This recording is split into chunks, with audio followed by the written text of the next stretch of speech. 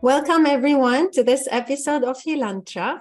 Our guest today started her journey with a master's degree in psychology, and she practiced psychotherapy for 5 years before realizing that she couldn't find all the answers she was looking for. So she explored different modalities after that, and boy, did she explore. So she went through different energy healing modalities like Reiki, Theta healing. She did breathwork facilitator, hypnotherapy, family constellation. The list was endless until her journey brought her into polyvagal theory for somatic experiencing for practitioners. And this is what brings us to our topic today: somatic therapy for understanding your nervous system and how it helps you in your overall well-being. So let's welcome Lucy Smales. Lucy, I'm very grateful to have you with me today. Thank you for having me, Rasha. I'm so glad to be here. Thank you. So Lucy, tell me a little bit more about yourself and about somatic therapy in general. So thank you for introducing me. It was very precise what you said. So I did my psychotherapy training in a classical psychotherapy like psychoanalysis and Dasein therapy, which is great for sure, but works mainly on the cognitive level. The more I was working on various issues with various people, I started to see and understand that, especially when it comes to trauma and programs and belief systems, they are actually stored in our body. And this is what the somatic experiencing and the polyvagal theory works with. I discovered it about 4 years ago, and I found it very fascinating. And I really realized that unless we involve our body and work with the energy in our body and working in our nervous system into our self-work and dealing with traumas, but not only traumas, like our programs and belief systems, it's usually not as efficient. So this is why I read many books and did several trainings to understand better this approach. And for the last years, this is what I've been mainly using in my work with my clients and with myself. So just to bring like an understanding to what this concept is all about. So our nervous system has basically two main states. We can be in a regulated state and we can be in a dysregulated state. Then there are many more substates. Why are we dysregulated? There are two reasons why our nervous system can be dysregulated. Okay. One of them is there's an actual threat around us. It can be anything. It can be I'm scared of something, I have a fight with someone, there's a traffic, things like that. And my nervous system gets dysregulated. That means it's not a bad thing. It's a nervous system is there for us. It's our protector. It's making sure 24/7 that we survive. Yeah. If our nervous system is dysregulated, it doesn't mean anything bad about us, quite the opposite. It means our body works very well and it's protecting us all the time. Other ways our nervous system can be dysregulated is from our past trauma. So the way trauma is perceived in somatic experiencing is something what our nervous system perceives as life-threatening. And just to be clear here, for small children, things which for adults might be very subtle can be life-threatening. My parent being angry with me, my parent showing more life to my sibling. These very little things for a child are life-threatening because if my parent's not there for me, I die. This is just like mind-blowing what you just said now. Yeah, I never thought about it. It's logical, but we don't think of it this way. No, we don't. Because especially as humans, we take a long time after we are born to be self-sufficient. So we are wired to rely on our parents. Our parents equal our survival. So if there's any kind of sign for us that the parent might not be there for us, and it can be, as I said, little things. He gave a sweet to my brother, not to me. But to me, it can be like, what will we do next? And I get immediately activated. To my nervous system is as if there was a lion who's about to eat me. It's the same, the nervous system reacts in the same way. It's a life threat. So what can I do about this? How can I protect you? So a certain activation happens in our body. This activation can go in different states, depend how large we perceive the danger or our nervous system perceives the dangers. It's always the nervous system deciding. Our cognitive mind has no say in this. Yeah, it's like a separate, almost like a separate entity. The nervous system works on a very instinctive level. Therefore, often the reactions and the way we act are very instinctive and cannot be perceived fully with our conscious mind. Therefore, we don't usually remember trauma like fully. Exactly. We might not remember at all, not only because we were, for example, too small, but also because in that moment, our cognitive mind kind of switches off. The nervous system kind of takes over. Wow. Therefore, if we trying to remember things like that, often can be very hard for our conscious mind. However, we know that the body, our body, remembers everything. Like we say in Somatic, the body keeps the score. So every single experience of our life is actually stored in our body, especially when the experience wasn't processed fully. The emotions and the activation from the nervous system wasn't processed fully and released fully. It's still there. It's still stuck there in a form of energy. So this is another way how our system can be experiencing dysregulation. When our nervous system is looking out for danger, which is thus, as I said, 24/7, of course, it looks for the actual danger, but also because it has a memory of all previous traumas, it looks for clues which remind us on that very situation, which was dangerous back then. And the second, something looks very similar right now, to our nervous system, there's no past, future, present, no. It's the same thing, it's the same threat. So I go into the same activation. So that means dysregulation. This happens even if you activate it through your thought. So you don't even need to be going through that experience again. Absolutely. Something reminds you of it, that triggers it.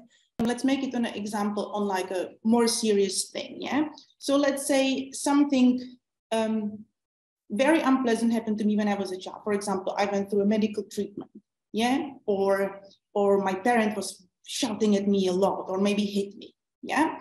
But in that moment, let's say there was a certain music playing in the background, or they were wearing a certain color of their t-shirt, or there was a rain outside, yeah? The memory becomes very fragmented and we remember little bits and our system remembers little bits and pieces.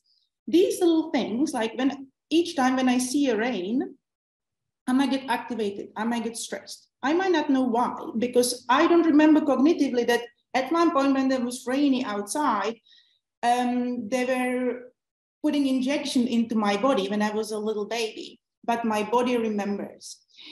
And often if we are re-experiencing these activations a lot, we are so used to them that we don't realize we are being dysregulated or activated, because this is a state where we live. So our ideal home is our regulated state, which is called our ventral vagal state. That's our regulation, and that's our home. That's where we meant to live our lives. However, if we experience lots of trauma, we call it the vagal tone. We can kind of shift which state of nervous system we live in, yeah. And each of us have our own vagal tone.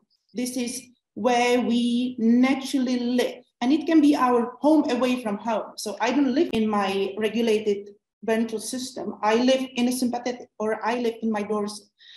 So for example, you might notice some people are always kind of active, always on the go. I need to do this, I need to do that, always. There's people who live more in their sympathetic, yeah? If people are, for example, very angry all the time, agitated, frustrated, even like experiencing rage and stuff, that's people who live very far up in their sympathetic. Then you can have people who are more kind of not really present, kind of depressed. Mm. What's the point? You know, they might live a lot in this state of their minds. That means they live in their dorsal state. Wow. And then there's people who are kind of like active, but the energy is stuck in their body. So that's like, it can show as procrastination. It means like, I want to do stuff. I really need to do this, but I can't for Wow. some, I don't know why. So that's people who live more in their freeze mode. So that's the vagal tone of our nervous system, which we kind of adjust it to based on what we experience in our life. And then it comes obviously on top of the everyday things we are experiencing. I have a question based on that. So do people sit in one state all the time, or you can move in from like freeze mode to another mode depending on different states in your life, or even during your day? Can you like shift between these modes? So we're shifting all the time. But as I'm saying, we have our vagal tone. So that's where we reside most of the time. And ideally, eventually we want to shift to our regulated state, which is possible. Mm-hmm. Yeah, our nervous system can be shaped, can be taught, can be shown we are safe. But then, of course, if we keep re-experiencing things which are traumatic for us and are slightly traumatic for us, I might be switching to sympathetic a lot. So I may be getting angry or agitated many times in a day for little things. Somebody, whatever, you know, taking over on a highway for me can be like activating for whatever reason, and I can go in my sympathetic or might not. It really depends. It's like very different for each person. And of course it builds up. So if I don't concentrate on regulating my nervous system throughout the day and throughout my life, it can build up. So it can start with little agitation. If I don't go back to regulation, it can go into anger, it can go into rage, and then it can go into shutdown. It can be very different. It depends on what we're experiencing in the day, how we're dealing with it, what's our vagal tone. Also, our nervous system naturally has the capacity to go from dysregulation back to regulation, naturally. Like if you look in the nature and you watch a cat being chased by a dog, the cat gets very activated. It's a life-threatening thing for the cat. Mm-hmm. So the cat starts running, she goes into her sympathetic, she starts running. If she escapes successfully, climbs on a tree, her body naturally shakes off the excessive energy.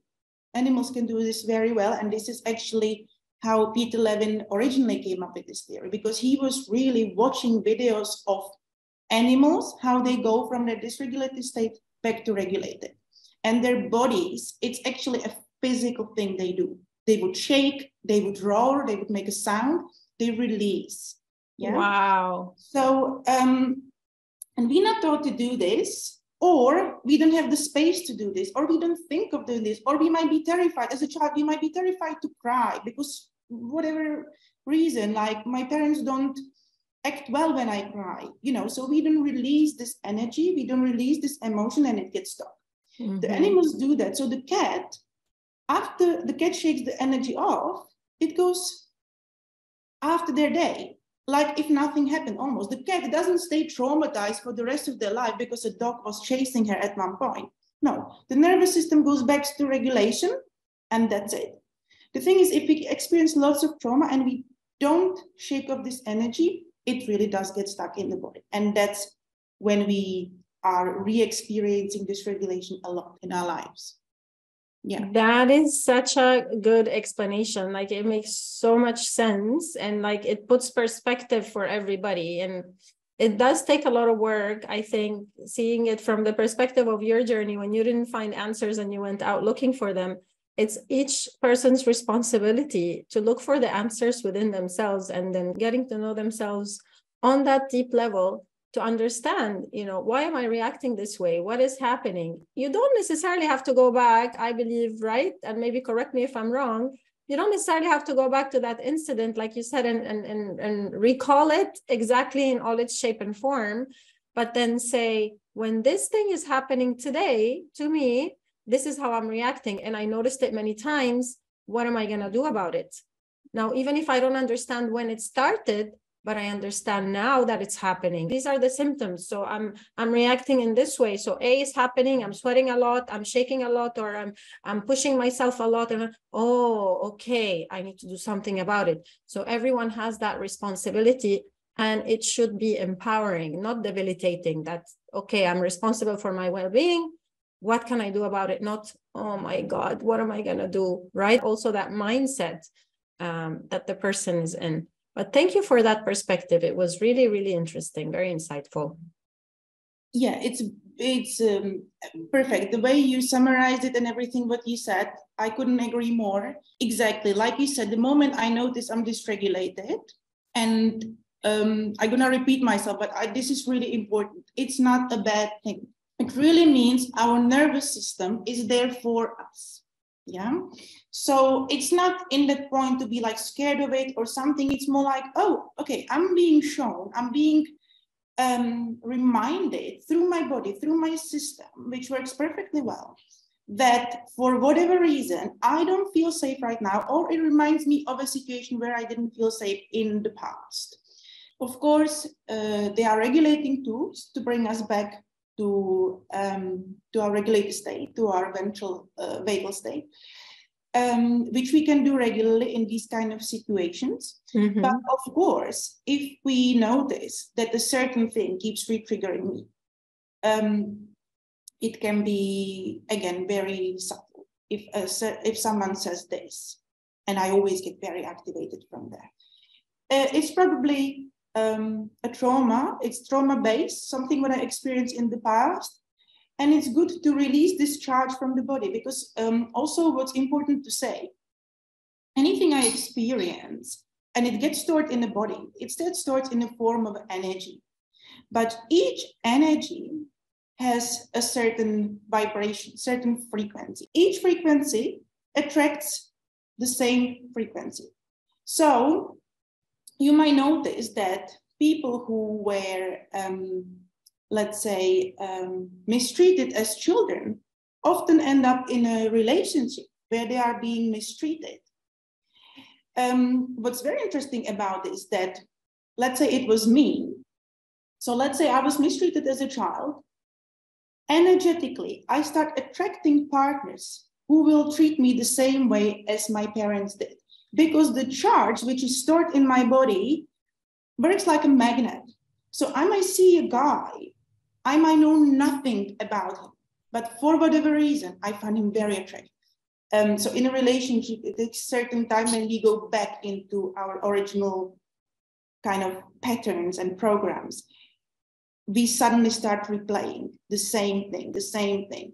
So I believe the reason is I keep recalling the same situation because the energy in my body, and energy always wants to move. Yes. The energy wants to be released once for good. So each time I get re-triggered, it's an invitation, it's an opportunity for me to release this. It's like, this is in my life. Again, it's being triggered. The moment I release the original charge, I start attracting these situations into my life for good. Very powerful. Obviously, first consciously, we need to see the patterns we are repeating. And then, we can start addressing where they're coming from and what's the source of them. Also, one good thing which you said is that we don't necessarily need to relive the original experience. It's actually quite the opposite. In somatic experiencing, it's actually, like Peter Levin himself, it says, we actually should never relive the original experience, because all what will happen if we go back, we just relive it, we get re-traumatized, and that's it. And not to mention, it's very unpleasant, and we don't want to do that. We don't want to go back into traumatic things. So what we want to do, we want to revisit energetically. We're revisiting the physical sensations, the activation from that situation, and we releasing the charge from the body. So we are revisiting the energy of that thing, the sensations, but we not necessarily revisit the conscious memory. And we might, as I said, we might not even have it because the trauma happens on an instinctive level. So it's stored as a fragmented experience in our body, not necessarily in our conscious mind. Wow, very powerful. So let's talk about how the practice of somatic therapy helps a person do that. So when you have a client coming to you, what is the level of awareness that they have? And then how do you explain to them the practice, just so that our listeners can understand it in practical terms? And then how it can help them release these energies that are stuck? There is no requirement from the client of awareness of what's going on. So the reason they might come can be really anything. It can be from a physical symptom to an emotional symptom that they are depressed or always angry or always stressed. Or it can be a specific thing, like in this relationship, I fight a lot all the time and I can't get out of this cycle. And it doesn't even have to be that. Like they might know there's something's not right, but they can't put a word on it. And that's fine. You know, one thing to say to this, we usually experience like 4 main states of our nervous system. Depending on the state we are in, we perceive the reality. So it might be the exact same situation, but from a different state of my nervous system, I perceive the situation completely differently. My thoughts are completely different. My evaluation of the situation is different. My emotions are very different. My body reactions very different. But we say in somatic work that when we are in our ventral, in our regulated system, in that state, we experience the reality in the most truthful way, because we don't see it through the filters, because the nervous system kind of puts barriers and filters between me and the reality because it's protecting me. So I don't experience the reality through all these filters. I'm actually here. I'm anchored. I'm calm. I have the right amount of energy. My mind is clear. All my bodily functions work well. For example, when I get dysregulated, I need to take the energy from somewhere. So I take it from my digestive tract. I take it from my kidneys. I take it from all our functions in my body. So the body actually doesn't function properly because the energy needs to go somewhere else. So sometimes people come only knowing they're not really fully present. They're not really fully living their truth. They don't understand what their purpose is, or they're experiencing lots of health issues. And it's more like the knowing this is not right. You know, so it doesn't need to be something specific. And of course, it can be something specific. Yeah, it can be like, I'm terrified of doctors, or I'm terrified of, I don't know, anytime I need to talk to people, or I'm supposed to go out, you know, it can be like fears. It really can be anything, because when we go into the body, we usually start to get the understanding, and we also usually are able to release that charge which is being activated there. Therefore, it shows in reality as fear, anger, physical chronic symptoms. pain. Yes. Exactly. So often as people heal their trauma, release their traumas, or go back into their regulated state of their nervous system, many things heal in their body magically. So in my sympathetic, I release lots of adrenaline and cortisol. So my hormones are quite disbalanced. My heart's beating really fast, because that's the state where I'm ready to run or to fight. That's my fight and flight mode. So I get lots of energy in my limbs, my heart races, my breath goes fast, and I'm kind of ready to do things. But this energy needs to be generated somewhere. And it's usually the parts of our system, some parts of our system say, okay, I can wait with digesting. And in our dorsal, which is more our shutdown state, that's when our nervous system evaluates the situation as so bad, the line is so near that we can't do anything for you. There's no way you can run or fight. So that's when our system, what it does for us, it goes into shutdown. So we are kind of dissociated from our body and from our senses. So if we get eaten by the lion, we don't feel the pain that strongly. all our parts of our body get kind of numb or they shut down a bit. It's every single organ of our body, it's our senses, is everything. So again, we stop releasing dopamine, serotonin. We don't have energy. We can experience joy. Often in a therapy, when we release something and the client goes from a shutdown or from a sympathetic back into the ventral, they might be experiencing gurgling in their stomach, burping. It simply means that your digestive tract went back to working. So it's usually a sign, oh, okay, this was shut for a reason, and now it can function properly. So the right amount of energy, which this tract requires, goes back. So this is why you can actually experience lots of physical symptoms as well, especially if you live in certain states for a prolonged period of time. Wow. Yeah. Thank you for tuning in to this episode. We hope you found it insightful and you enjoyed it as much as we did creating it. Don't forget to like and subscribe for more content like this. Let's continue creating this amazing community of holistic wellness seekers and practitioners together. See you in the next one.